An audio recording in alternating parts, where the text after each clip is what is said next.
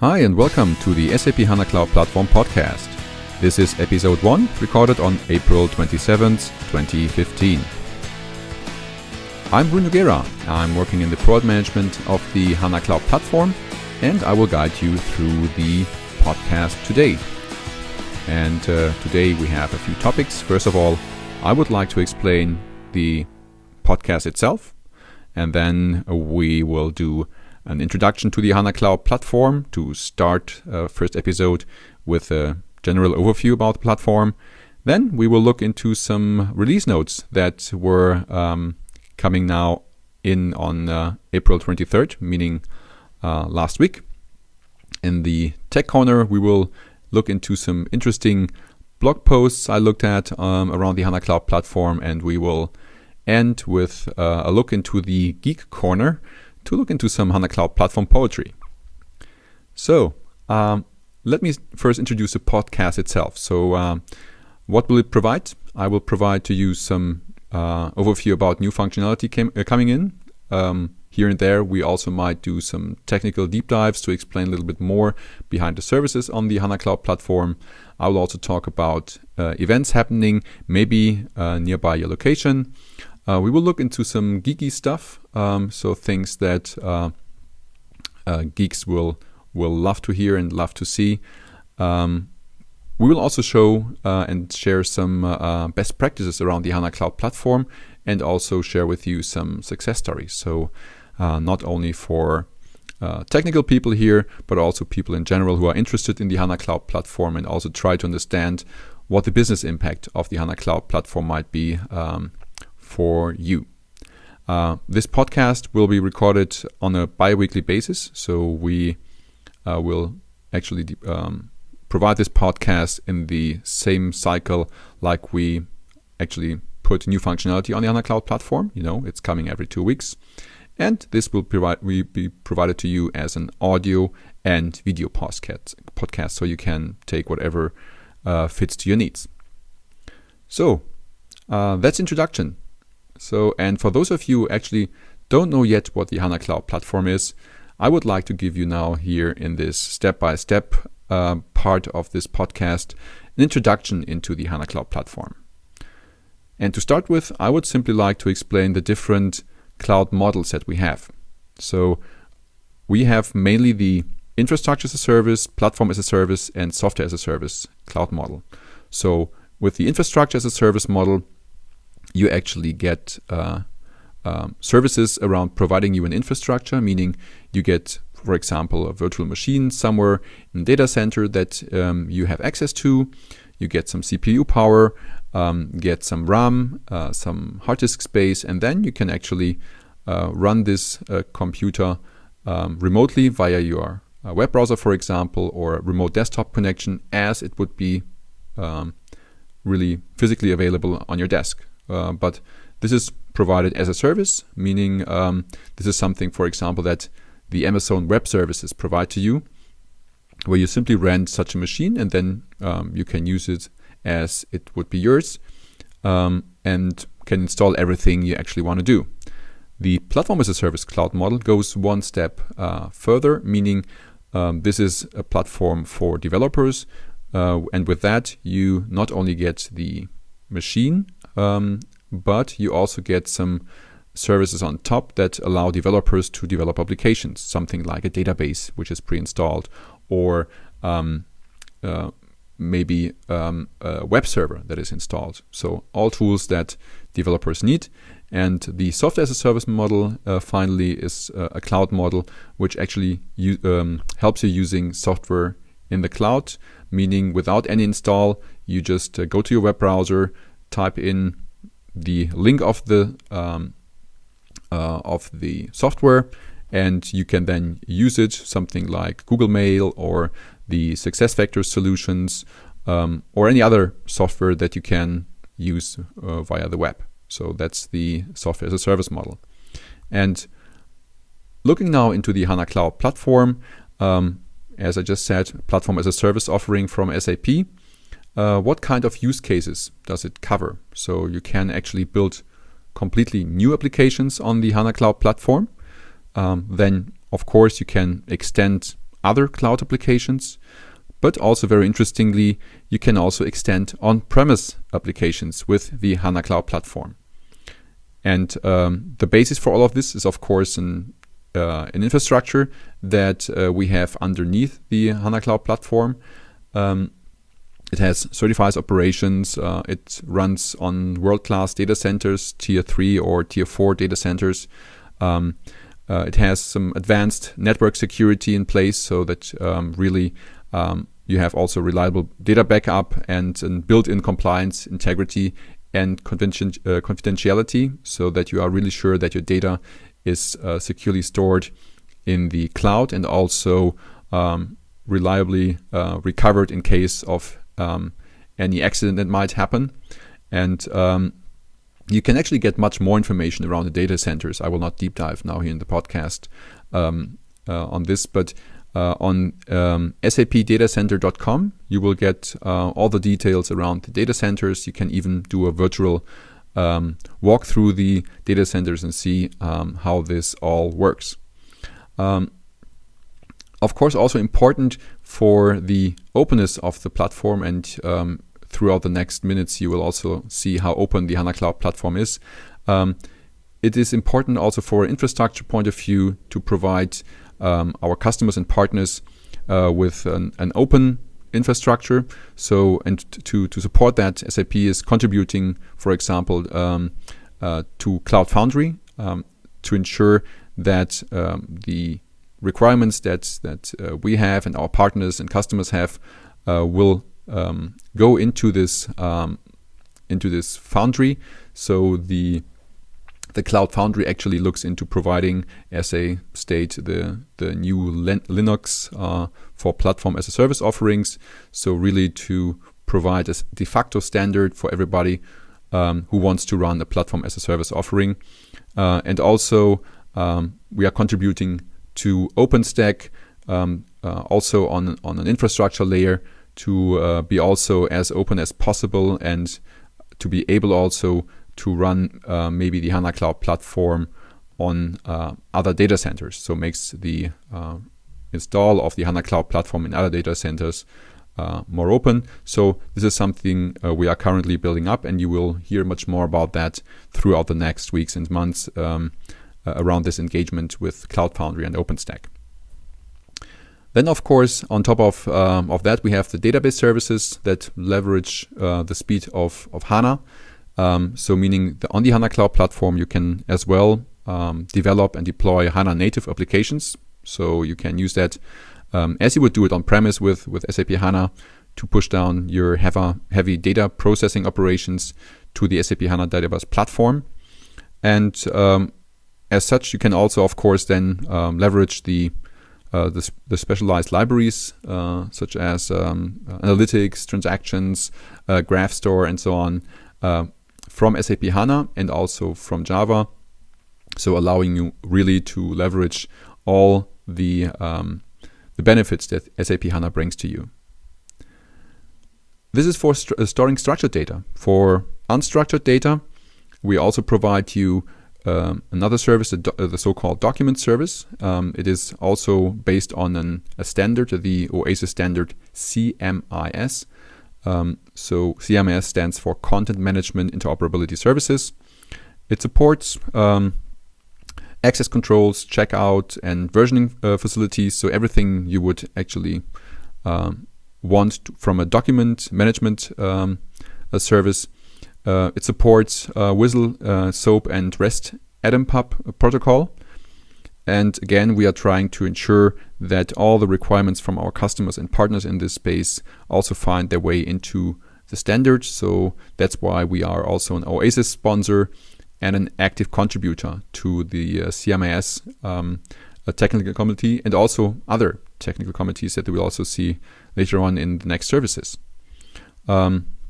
Like, for example, the service that we provide for federated identity and authorization management. So we are providing this on this SAML standard. So SAML is also an OASIS standard, stand for Security and Assertion Markup Language, and it's provided to you on the HANA Cloud Platform, so that you can run single sign-on scenarios on SAML for delegated authentication and identity federation. And due to that, we of course then support other third-party identity providers in the cloud or on-premise, which also use SAML. To secure web APIs, we also support OAuth 2.0. And again, as I just said, SAP is now also contributing to these standards in the corresponding technical committees. With the connectivity service from the HANA Cloud Platform, you can connect your account on the HANA Cloud Platform and therefore all the applications you are running there with systems running on-premise. And this works with a secure SSL VPN connection between your HANA Cloud Platform account and the on-premise system. And this allows you then really to, for example, run your applications in the cloud, but leave the data behind your firewall and let the applications communicate and exchange information with your on-premise solution via this secured SSL VPN tunnel. Then we also provide on the HANA Cloud Platform the HANA Cloud Platform mobile services. So this is a service which is already reusing some of the other 4 services I just described before. And with that, of course, you can also use with the HANA Cloud Platform mobile services connection to your on-premise systems, meaning that you can create applications which consume data running on your on-premise systems. It uses actually the same SDK as the SAP mobile platform that you might already know and use. Enables with that also offline applications. There is also an enhanced push API for the mobile services, and you can actually create with that native and hybrid web applications, both online and offline, with connectivity to your on-premise systems if you need it. And for the process integration, we have the SAP HANA Cloud integration, which provides you real-time bidirectional process integration. It is leveraging, again, standards like BPMN, which stands for Business Process Model and Notation, which some of you might already know if you are using SAP NetView API. There are also some pre-built adapters that you can already reuse, like, for example, iDoc. And with everything that you already might have created with NetView API, by using BPMN, these things you can actually reuse also on the SAP HANA Cloud integration, and then also do all the mappings and create graphical flows for your processes, as you might also know it from SAP NetView API. And again, as you see maybe in the video, if you are watching this, you can actually also connect with the SAP HANA Cloud integration, not only to your cloud applications, but to third-party cloud solutions or third-party and or SAP on-premise systems. So complete flexibility here in terms of accessing your information stored either in the cloud or on-premise. Then we also have the SAP HANA Cloud Portal that lets you create attractive and business-driven websites very easily and quickly. And you can actually, with the portal, efficiently extend either on-premise or cloud scenarios with a lean portal that lets you then use open social widgets, so that these open social widgets can have inside of them connections to your on-premise systems via an iView. So you can have create mashups and let these widgets communicate with each other via open social, so that the widgets are aware of each other, and with that create very nice mashups that let you communicate between systems, which you normally would not be able to do without the SAP HANA Cloud Portal. And as you would expect for such a tool, you can very easily brand these sites and customize them to your needs. And all of this also designed for mobile consumption. And as I just maybe briefly described, creating cloud extensions very easily with the HANA Cloud Portal. You can create dedicated and isolated application containers in Java or HTML5, and the integration of these extensions is done via APIs. So currently there are very good extensions for SuccessFactors available already for Jam, and we are adding more and more SAP products to that, so that you can use the HANA Cloud Platform to extend your SAP products. But if the APIs are available, you can also do that with third-party tools. And last but not least, the developer experience on the HANA Cloud Platform lets you actually reuse the knowledge that you have. So we are leveraging open source projects from Eclipse and Apache. So to develop and deploy applications on the HANA Cloud Platform, the only thing that you need is an Eclipse with 2 plugins, the SAP HANA tools and the SAP HANA Cloud Platform tools. You install it and you are ready to go and can actually then develop HANA native applications, HTML5 applications and Java applications on one development environment and on one platform.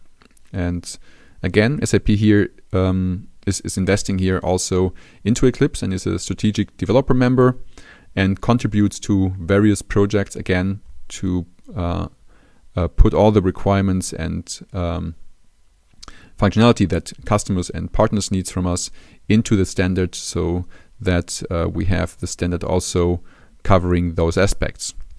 And last but not least, we also provide web-based development environments for HANA native applications and HTML5 applications. And we will see much more here also in the future.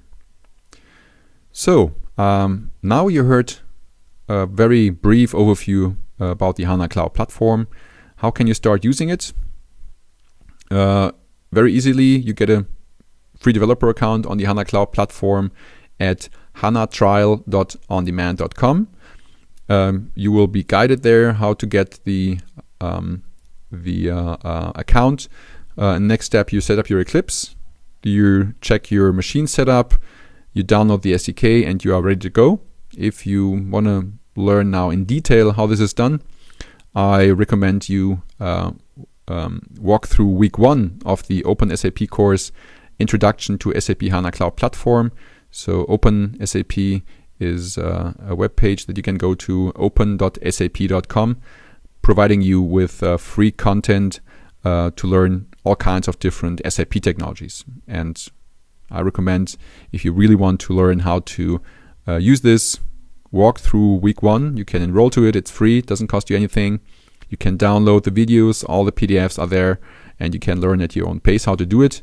And you will see how easy it gets for you to really have your first application up and running in the cloud on HANA Cloud Platform. Looking now also very briefly into the Open SAP courses that we currently have. So we have 3. One, the introductory course, giving you now really some basics around the HANA Cloud Platform. Then the course Next Steps in SAP HANA Cloud Platform, providing you more details, going more in depth into certain topics. And then for all the extension scenarios, we have a separate course called Extending SAP Products with HCP. And currently we already have more than 100,000 enrollments. So you see this is quite popular. Just go there, visit open.sap.com, and you can download all the videos, all the course material for free and learn at your own pace. And last but not least, I also recommend, if you want to see how HANA Cloud Platform works, and maybe also for you as a partner or as a developer or as a customer, just go to hcp.sap.com to get some more details around the HANA Cloud Platform. You will also see some success stories there. You can also see what the chances are for partners on the HANA Cloud Platform, how you can earn money with the HANA Cloud Platform, all here on hcp.sap.com. So this was the step-by-step part from this podcast. Now we go to the What's New section. And in this section, we look into the release notes of the HANA Cloud Platform, and we pick the top 2 or 3 functionalities that are now available. So from the release notes from April 23rd, I think two notes are very interesting. So for those of you who are wondering what these gamification aspects on applications could look like, I recommend to look into the gamification service, which is now available as a beta on the HANA Cloud Platform. It lets you rapidly introduce gamification concepts into your applications, and it includes also online development and an administration environment so that you can easily do that. So look into that. There is also documentation available that guides you through that functionality and how you can actually use it. Then also quite nice, I think, the SAP Translation Hub service. It's also available as a beta and actually lets you translate short texts and applications into additional languages very easily and quickly. And it actually uses as a basis some multilingual texts from other SAP applications, and with that really reusing what is already available here anyways, provided to you as a service for developers to do some translations into other languages. So look into that. So the release notes you find on the SAP Community Network, or you simply go to developers.sap.com/cloud. And if you go on that page, you will also see a section with release notes, including also the release notes now for April 23rd, 2015, with those 2 services I just introduced, and also some other services and updates coming with this update. As I said, maybe at the beginning, for you to remember, we deploy on the HANA Cloud Platform every 2 weeks an update. So meaning every 2 weeks you get new functionality, you get updates, sometimes bug fixes, improvements on the HANA Cloud Platform on a bi-weekly basis. So now let's move to the Tech Corner. So Tech Corner, I look into some interesting stuff I found on the HANA Cloud Platform community page, and also other things from social media to mention today. 2 interesting blog posts also on developers.sap.com/cloud. One is actually written by Gregor Wolf, a Raspberry Pi on HANA Cloud Platform without Java, Part 1, XSO Data Backend. So a blog post that Gregor Wolf wrote, and this is actually based on another blog post series that actually I wrote, Raspberry Pi on HANA Cloud Platform. And what Gregor did there, he took what my blog post series did and modified it in a way that instead of using the Java backend that I proposed for the blog post series, and he actually did that with an HANA native part. So very interesting. Just look into that if you want to find out where the blog posts are and what their content is. Just go to developers.sap.com/cloud, and you will find there most of the times under the on the landing page some blog posts, including those 2, which tell you what kind of new stuff is available. So these 2 currently are featured. So look into that and have fun with it. I really liked what Gregor did here with his blog post, really also showing how you can actually simply reuse certain aspects of the HANA Cloud Platform, and maybe somehow also sometimes migrate a Java application to a HANA native application, which is actually pretty nice if you don't have Java knowledge. So recommend looking into that. So my 2 selections for the Tech Corner, the Raspberry Pi on HANA Cloud Platform blog post from Gregor Wolf and the one from me, Rui Nogueira. Just look into that. Pretty nice. The idea is here on those this blog post series to actually capture sensor data from an HANA from a Raspberry Pi and send it over to the HANA Cloud Platform. So that's the main thing. Just look into it if you're interested. So can recommend.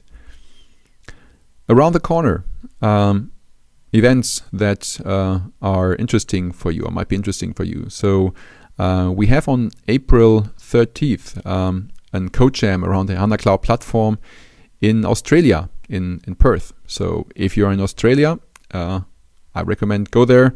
Very cool event. Code jam goes for a couple of hours, I think 5 or 6 hours, and you will get in touch with the HANA Cloud Platform. And also one day after it, on May 1st, also in Australia and Perth, a code jam around HCP and IoT, so HANA Cloud Platform and Internet of Things. Will be pretty cool, I think. So I think you will get your hands on some cool gadgets and learn how you can connect those gadgets to the HANA Cloud Platform. And last but not least, the big event in USA in Orlando, Sapphire Now and the ASAC annual conference from May 5th to 7th. You will find there a lot of sessions around the HANA Cloud Platform. You have Matthias Steiner from the product management of the HANA Cloud Platform at the ASAC annual conference, as well at Sapphire Now with some lectures and presentations, and also other colleagues there at Sapphire Now. We also have a booth. So if you're around, just go there. Will be worthwhile looking into it and getting to know some very cool new stuff at that point in time, which I can't expose now. So will be very cool what we will announce there. Some new things that will be quite interesting for a lot of customers. Okay, we go to the Geeks Corner, and I have there a very nice blog post from Oliver Götz, the SAP HANA Cloud Platform Poetry. Again, you find this blog post also on developers.sap.com/cloud. Oliver used their site to create poetry out of the feeds of a Twitter account. So he used some HCP related Twitter accounts and let that site create poetry around that. So I think this was very, very geeky, and I liked really the result. And if you look into this blog post, you need to scroll to the end, because what you need to do there in this blog post is to find out which Twitter accounts have been used here. So you can guess it, and you will find the solution at the end of the blog post, at the very bottom of the blog post. Very, very nice. I like that. HANA Cloud Platform Poetry by Oliver Götz. So this is now the end of the first episode of the HANA Cloud Platform podcast. I hope you liked it. I'm planning to do the next episode on May 8th, 2015. If you liked it, please subscribe to this podcast. Let me also know if you have questions or suggestions. You can use my Twitter handle, Rui Nogueira, so RUINOGUEIRA, or you use the HANA Cloud Platform Twitter hashtag SAPHCP, and just use the hash podcast for any questions around this. So let me know if you liked it. Maybe also if you would like to have covered some of the topics that are interesting to you in this podcast, and we will do that. With that said, thank you very much, and looking forward to see you on the next episode. Bye bye.